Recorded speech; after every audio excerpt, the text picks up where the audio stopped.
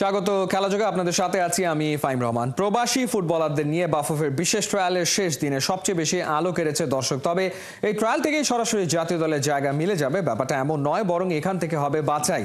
তারা থাকবে বাফুফের রেডারে, নিজ নিজ যোগ্যতা অনুযায়ী ফুটবল ফেডারেশনের বিভিন্ন প্রোগ্রামে সুযোগ পাবে তারা।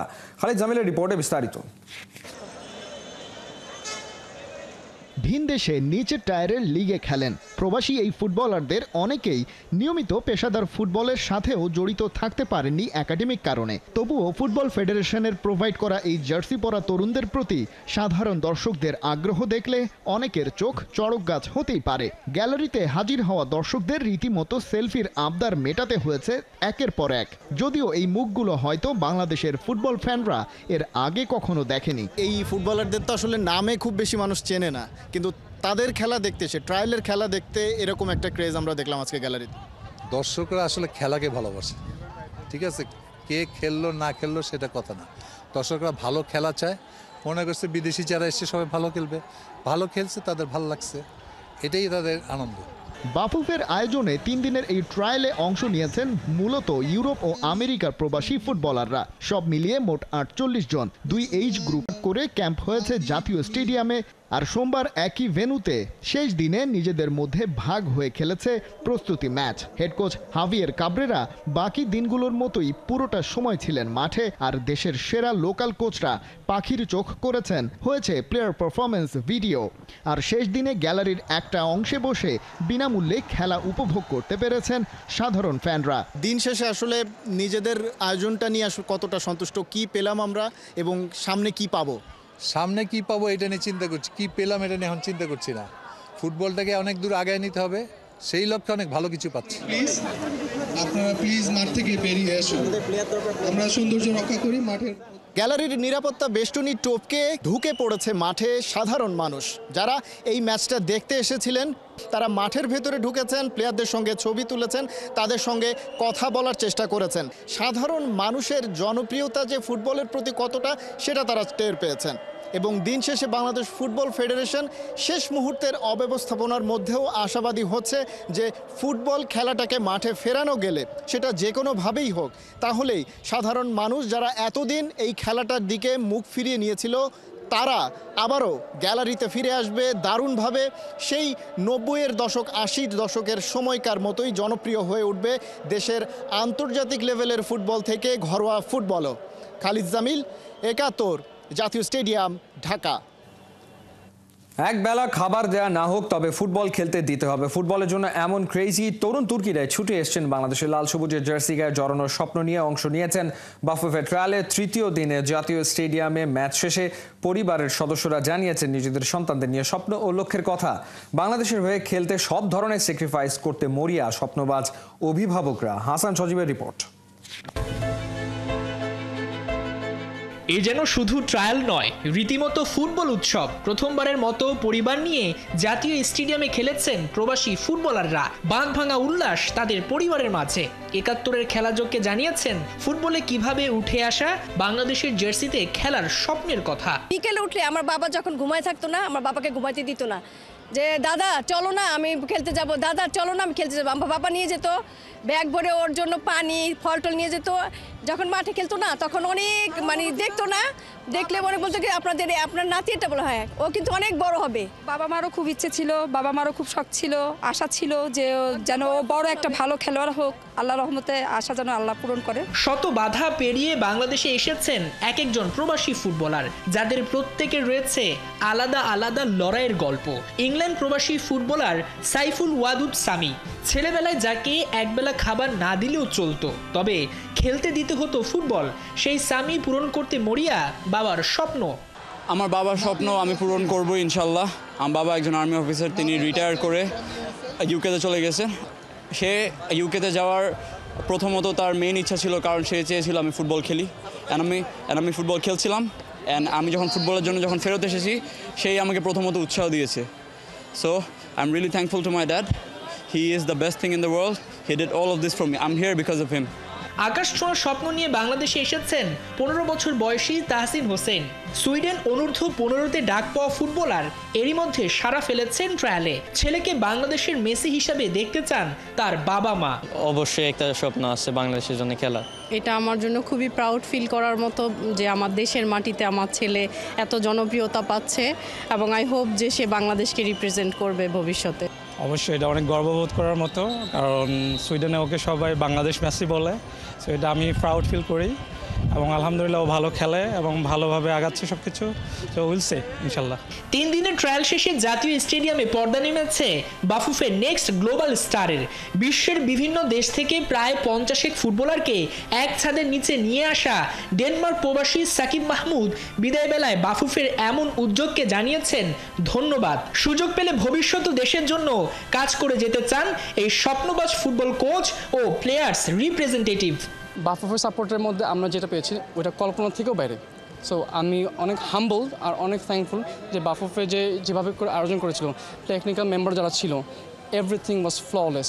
আমি কোনো সময় কল্পনা করবো না যে বাংলাদেশে এরকম কমিটি এত সুন্দর করে ম্যানেজমেন্ট করতে পারে। আমি আশা করি বাফুফে এখন অলরেডি রেডি করা শুরু করে যে নেক্সট জেনারেশন আগামী 100 বছরের জন্য প্ল্যান করে রাখে।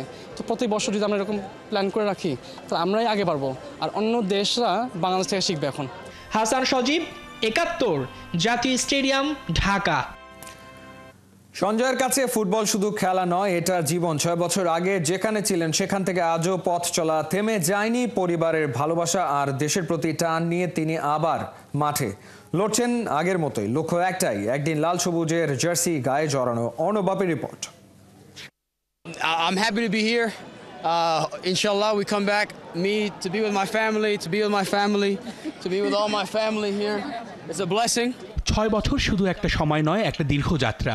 একই স্বপ্ন, একই বিশ্বাস নিয়ে আজও ছুটে চলছেন সঞ্জয় করিম। 2019 সালে বিপিএল ফুটবলে পুলিশ এফসির জার্সিতে তাকে যখন 71-এর ক্যামেরায় দেখা গিয়েছিল, তখনও চোখে ছিল স্বপ্ন একদিন বাংলাদেশের হয়ে খেলার। Inshallah, yes, that's the goal. You know, it would be great to play for Bangladesh, a great honor. But let me perform with police first, and we'll see. সময় গড়িয়েছে, বদলে গেছে বাংলার ফুটবলের উন্মাদনা, বেড়েছে প্রতিযোগিতার মান। তবে সঞ্জয়ের স্বপ্ন এখনও একই আছে, বরং হয়েছে আরও দৃঢ়, আরও পরিণত। তিনি এসেছেন আমেরিকা থেকে বাংলাদেশে শুধু 3 দিনের একটি ট্রায়ালের জন্য। Jamie Day gave me my first national team call up. আমি জানি না জাতীয় দলের সুযোগ পাবো কিনা, তবে আমি চেষ্টা থামাতে পারি না। আমার পরিবার পাশে আছে, ওরাই আমাকে বলছে তুমি চেষ্টা করো। দেশের হয়ে খেলাটা আমার জীবনের সবচেয়ে বড় স্বপ্ন। এই ছোট্ট কথাগুলোই লুকিয়ে আছে একটা জীবনের গল্প, একজন ফুটবলারের অদম্য ইচ্ছা, আত্মত্যাগ আর ভালোবাসা। কারণ ফুটবলের সবচেয়ে বড় শক্তি কখনো কৌশল বা শারীরিক সক্ষমতা নয়, সবচেয়ে বড় শক্তি হলো হৃদয়ে লুকিয়ে থাকা বিশ্বাস। পরিবার থেকে মিলেছে সেই সমর্থন। বাংলাদেশের জন্য উন্নয়ন বয়ে আনুক খেলার মাঠে, আরো ভালো মতো খেয়ে দেশ কি ফুটবল কেন তুমি জিততে পারে। ও বাংলাদেশে আসছে, আমার খুব ভালো লাগে। আর আমার ভাই যে এখান দিয়ে অনেক প্রাউড, ও অনেক হার্ড ওয়ার্কিং, সো ইনশাআল্লাহ you'll get there. তার পরিবারও কিন্তু তাকে সর্বোচ্চ পরিমাণে সমর্থন দিচ্ছেন। এবং সঞ্জয় একটা কথা খুব ভালোভাবে বলেছেন, প্রবাসীদের সঙ্গে দেশি ফুটবলাররা একসঙ্গে মিলেই বাংলাদেশকে এগিয়ে নিতে হবে। সঞ্জয় জানেন না জাতীয় দলের সুযোগ মিলবে কিনা, লাল সবুজের সেই গর্বিত জার্সিটা আদৌ গায়ে উঠবে কিনা। তবুও এসেছেন বাংলায়, কারণ স্বপ্নের কাছে হেরে যাওয়ার মানুষ তিনি নন। চেষ্টা করে যেতে চান, লুফে নিতে চান যে কোনো সুযোগ। অর্ণব বাপি, 71। বাহরাইনের সাথে বড় জয়ের পর ফুরফুরে মেজাজে নারী ফুটবলাররা এশিয়ান কাপ বাছাই পর্বে গ্রুপের দ্বিতীয় ম্যাচে স্বাগতিক মিয়ানমার বধের ছক তৈরি চলছে। সোমবার রিকভারি সেশন করেছে গোটা দল। অর্ণব বাপির রিপোর্ট। টিম হোটেলেও তালিম, জিমের পর সুইমিংয়ের মধ্য দিয়ে রিকভারি সেশনে নারী ফুটবলাররা। পরিকল্পনা চলছে কি করলে ধরে রাখা যাবে সাফল্যের ধারা। এশিয়ান কাপ বাছাই পর্বের প্রথম ম্যাচেই বাহরাইনের সাথে 7-0 গোলের বড় জয় বাড়িয়েছে গোটা দলের আত্মবিশ্বাস। গ্রুপের দ্বিতীয় ম্যাচে স্বাগতিক মিয়ানমারকে রুখে দেয়া চাই। পরবর্তী ম্যাচের জন্য আমরা প্রিপারেশন নিচ্ছি। আজকে আমাদের রিকভারি সেশন ছিল, সুইমিং ছিল এবং খুব রোলার স্ট্রেচিং ছিল, সব কিছুই ভালোই।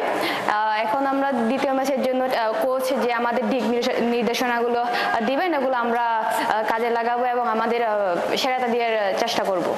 শুরুটা হয়েছে ভালো, নেক্সট ম্যাচে বাড়াতে হবে গতি, আসবে আলো, চলবে চেষ্টা, মেটানো চাই জয়ের তেষ্টা। মায়ের মা হলো র্যাঙ্কিংয়ে 55, তো আমি আসলে র্যাঙ্কিংটা দেখছি না, আসলে আমাদের মেয়েরা যদি ঠিক মতো খেলতে পারে তবে আশা করি যে আমরা কামিয়াব হব। তো আই হোপ যে আমাদের মেয়েরা ভালো করবে। এশিয়ান কাপ বাছাই পর্বে বুধবার স্বাগতিক মিয়ানমারের বিপক্ষে লড়বে বাংলাদেশ নারী ফুটবল দল। অর্ণব বাপি, ৭১। ফিফা ক্লাব বিশ্বকাপে ইংলিশ আর অ্যারাবিয়ান ক্লাসিকো সকাল 7টায় অরল্যান্ডোর ক্যাম্পিং ওয়ার্ল্ড স্টেডিয়ামে ম্যানচেস্টার সিটির মুখোমুখি হবে আল হিলাল। রাউন্ড অফ 16-এ নামার আগে সিটিজেনরা আছে ফুল রিদমে। অন্যদিকে রিয়াল মাদ্রিদের মতো দলকে গ্রুপ পর্বে রুখে দিয়ে আল হিলালও জানিয়ে রেখেছে নিজেদের শক্তিমত্তা। হাই ভোল্টেজ ম্যাচের প্রিভিউ পার্থবণিকের রিপোর্টে। চিল মুডে ম্যান সিটি তারকা আর্লিং হালান্ড মাঠে এলেন আর এসেই ফোডেনের সাথে বল নিয়ে কারিকুরি শুরু করলেন। তবে বল পাসিংয়ে দুজনকে হাসি খুশি দেখালেও ম্যান সিটি বস পেপ গার্দিওলা আছেন দুশ্চিন্তায়। ক্লাব বিশ্বকাপে আল হিলালের বিপক্ষে রাউন্ড অফ 16-এর ম্যাচ গ্রুপ পর্ব হেসে খেলে পার করা গেলেও এবার তা সহজ হবে না। তাই তো রাউন্ড ড্রিলে মন মতো কিছু না হলেই হচ্ছিলেন আপসেট। হওয়াটাই স্বাভাবিক, এমন একটা সিজন গার্দিওলা পার করেছেন যেটা দুঃস্বপ্নের চাইতেও কম কিসের। চলতি বছর premier league, FA cup, EFL cup, champions league কোনোটার শিরোপাই হাতে ধরা দেয়নি। সাফল্য বলতে এফএ কমিউনিটি শিল্ডের ট্রফি। তাই তো ক্লাব বিশ্বকাপকে নতুন মৌসুমের আগে এক্সট্রা কিক হিসেবেই নিয়েছেন গার্দিওলা। এবারের ক্লাব বিশ্বকাপে ম্যান সিটি একমাত্র দল যারা গ্রুপ পর্বের 3 ম্যাচের 3টাই জিতে ফুল 9 পয়েন্ট নিয়ে প্লে অফে উঠে এসেছে। মরক্কোর ক্লাব উইদাদ, সংযুক্ত আরব আমিরাতের ক্লাব আল আইন এবং ইতালির ইউভেন্টাসের বিপক্ষে রীতিমতো গোল উৎসব করেছে সিটিজেনরা। 3 ম্যাচে প্রতিপক্ষের জালে দিয়েছে 13 গোল। যুক্তরাষ্ট্রে ম্যান সিটির এই হার্ডলে বুলেট গতিতে গোল করেছেন ফোডেন, হালান্ড, জেরেমি ডোকু ও গুন্দোগানরা। 4 জনই গ্রুপ পর্বে আদায় করেছেন জোড়া গোল। আল হিলালের বিপক্ষে এদের দিকেই থাকবে বাড়তি নজর। অন্যদিকে রিয়াল মাদ্রিদের সাথে ড্র করে এবারের বিশ্বকাপে শুরুতেই চমক দেখিয়েছে আল হিলাল।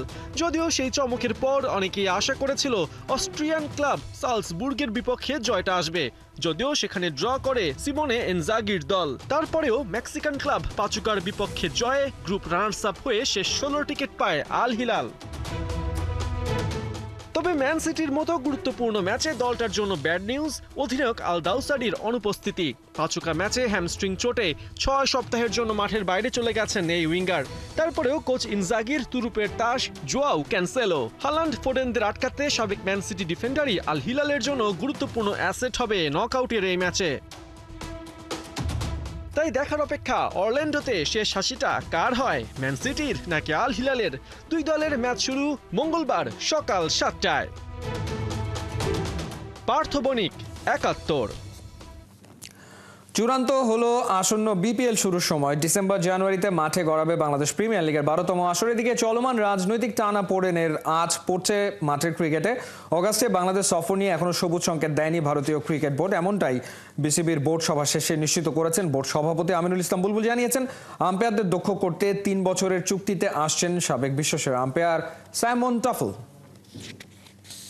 আগস্ট বা সেপ্টেম্বর বলে কিছু না, এটা আলোচনা চলছে যে কিভাবে আমরা এই সিরিজটা করতে পারি।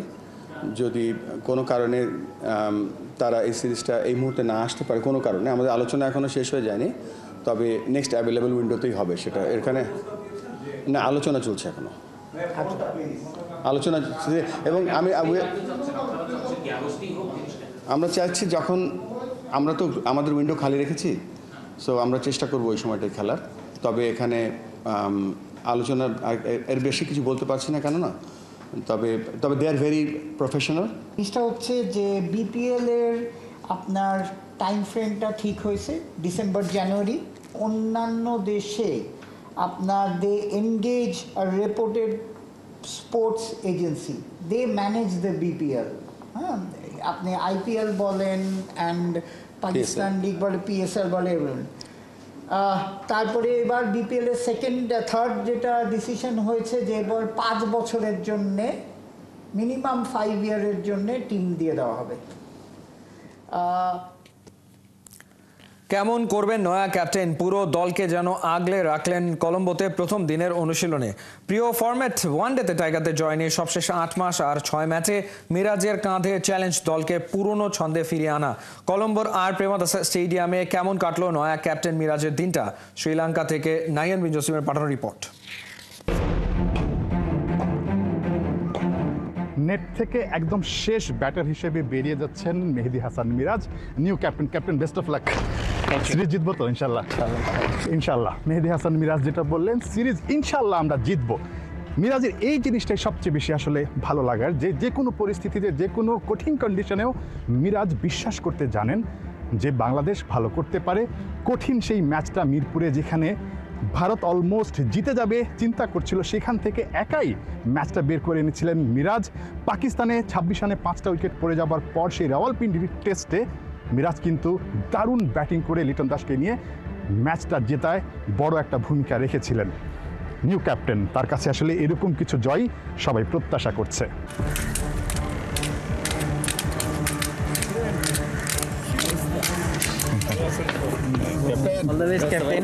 ক্যাপ্টেন মিরাজের নামের পাশে যুক্ত হওয়া ছোট্ট শব্দটার ওজন অনেক, চাপও বেশ। তবে আপাতত মিরাজ নতুন পরিচয়টা বেশ উপভোগী করছেন। তাসকিনদের মতো টিমমেটরা পিঠ চাপড়ে সাহস দিচ্ছেন, বুঝিয়ে দিচ্ছেন সবাই তার সাথেই আছেন। শান্ত মিরাজ, একজন সাবেক আরেকজন বর্তমান। ক্যাপ্টেন্সির ব্যাটনটা হাত বদল হলেও বদলে যায়নি সম্পর্ক। দূরে নয়, ছবির মতোই পাশে থেকেই তাদের ছুটে চলা। একই যে দুই বন্ধুর গন্তব্যটা, দেশের জন্যই দুজনের এই লড়াইটা। প্র্যাকটিসের নয়া কাপ্তানের প্রথম দিন চোখে পড়ার মতো ছিল বেশ কিছু ছবি। শুরুটা টিম মিটিংয়ে, তপ্ত গরমেও আলোচনাটা বেশ লম্বা হলো অন্য দিনের চেয়ে। বার্তাটা দিয়েছেন নয়া ক্যাপ্টেন, সবাই মন দিয়ে শুনেছেন।